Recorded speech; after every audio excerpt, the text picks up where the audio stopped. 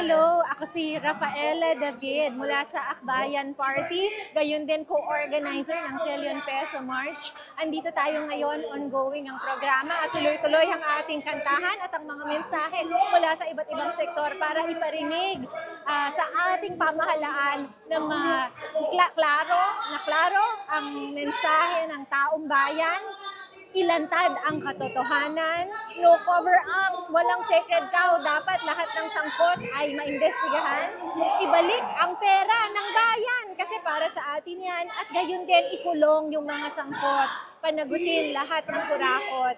At mahalaga din, igalang ang konstitusyon para siguraduhin na yung ating way forward strengthens our democracy and rule of law. Pero yung panglima na pinakamahalaga sa amin, ipanalo ang taong bayan kontra dinastiya. Kasi yung korupsyon na ito ang ugat dahil pamilya ang umuupo sa pwesto, kailangan tuksain na natin ang political dynasty, ipasa nauna ang anti-dynasty law. Ang hamon natin kay Presidente, declare the anti-dynasty law as urgent at gayon din, magpapasko na.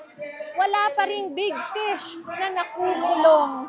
Ang mga nakita nating naaresto ay mga dilis at sapsap lamang.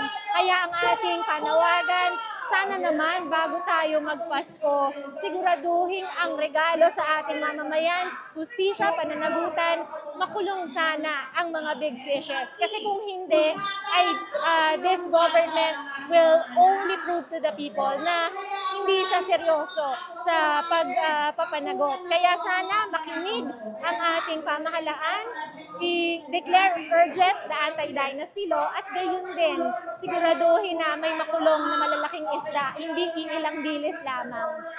Sa ating mga kababayan, tuloy-tuloy po tayong manindigan. Hindi po tapos ang ating laban hanggat hindi nakukulong lahat ng kurakot at hindi napapanalo mahahalagang reforma katulad ng anti-dynasty law.